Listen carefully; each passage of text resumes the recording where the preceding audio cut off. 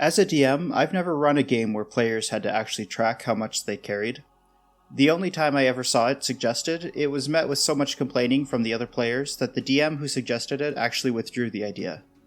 These carry weight rules are, I think, usually associated with the kind of simulationist, gritty, old-school style of play that I enjoy, but even I don't really like them. It sucks to have to go through every little item in your inventory, look up how much it weighs, add it all up, and then check it against your carry weight. It sucks even more doing all that every single time you pick up a new item or sell some treasure. I don't think that level of bookkeeping is worth it.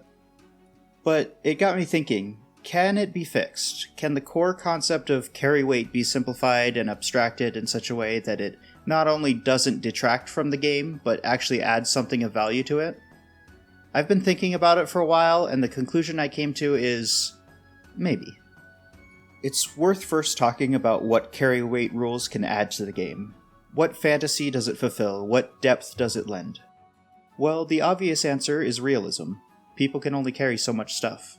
But I think it can do more than that. If your party comes across a massive hoard of treasure and ends up only being able to take a small portion of it home, it does a couple things. It makes getting the treasure itself a new puzzle to solve. It adds value to parts of the game that often get left out nowadays, like buying mounts and wagons, hiring underlings, and spells like Tensor's Floating Disc. It makes strength a slightly more useful ability score to invest in. It's still the worst ability score in the game, but by a smaller margin. It also gives a sense of scale to the treasure that they found when the party does the math and realizes there's so much treasure here, they could come back 10 times and not get it all. We're gonna need a bigger boat. A bigger horse. We're gonna need something. It can make traveling back from a dungeon you just conquered an adventure in itself, as wagonfuls of gold can attract bandits, rival adventurers, or even dragons. Or it might entice the underlings you hired to betray you and take it for themselves. The tension on your return journey should be even higher, since your party will be low on resources.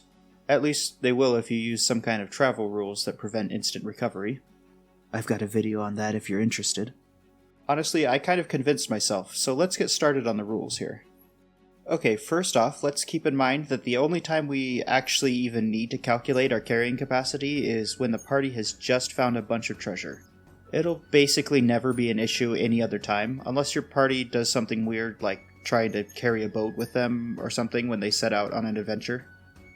Here's the rules for calculating carry weight in the player's handbook. Your carry weight is your strength score times 15.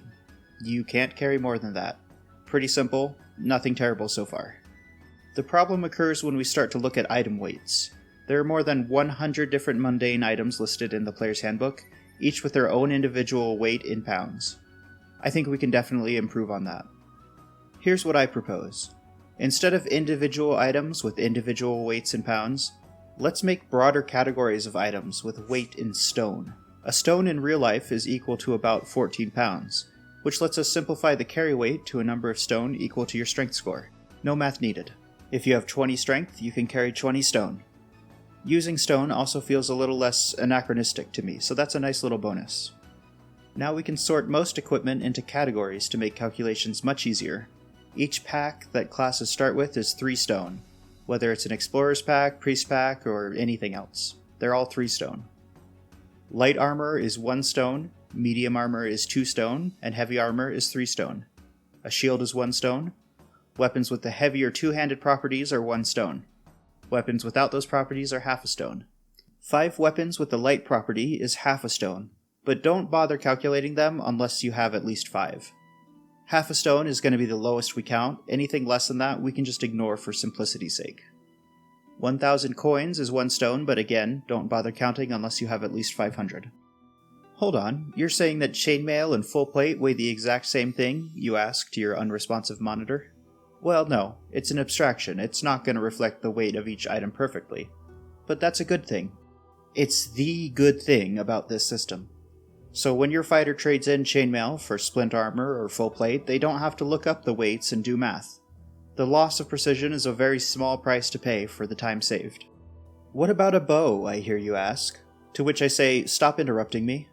Bows are two-handed, so in this system, a bow weighs 15 pounds. Short bows only weigh 2 pounds.